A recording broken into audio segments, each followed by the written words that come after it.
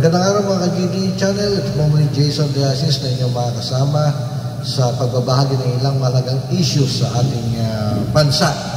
Alam po ninyo, ito po ay may kaugnayan sa isang nabasa natin, kaugnay sa sinasabing patuloy na ipinapakita ni Pangulong Ferdinand Bongbong Marcos Jr. ang matatag na suporta ng sambayan ng Pilipino batay sa pinakahuling non-commission survey ng Strat Communications Media na isinagawa po mula Marso 11 hanggang 2025.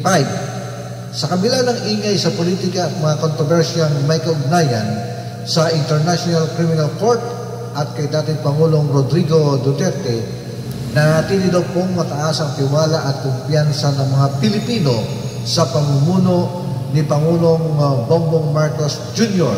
Ang patuloy na mataas na approval rating ay patuloy daw na tumutugon ang taong bayan hindi sa mga panggugulo o isyong pampolitika, kundi sa mga konkretong resulta mula sa pagpapatatag ng ekonomiya, sa pagpapigting ng ugnayang panlabas hanggang sa malalaking pamumuhunan sa infrastruktura at agrikultura.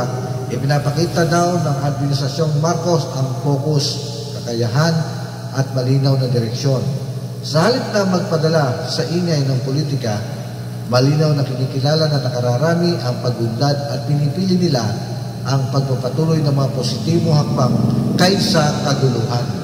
Kapansin-pansin ang hindi gumagalaw na mababang rating ni Pangalawang Pangulong Sara Duterte na nagpapakita ng lumalawak na kamalayan ng publiko na hindi sapat ang pangalan lamang.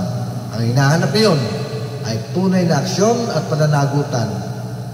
Ang estilo ng pamumuno ni Pangulong Marcos Jr., matatag, may pangmatagalang pananaw at inklusibo, ay tugma sa inaasam ng mamamayan, kaunlaran, kapayapaan at pagkakaisa ng bansa. Ang patuloy na tiwala ng publiko ay malinaw na mensahe. Naniniwala ang taong bayan sa direksyong tinatahak ng pamahalaan at nais nilang ipagpatuloy ito. At yan po yung ating binabahagi ngayon. Ito po muli Jason De Asis sa JDA Channel. Ugaling tumutok.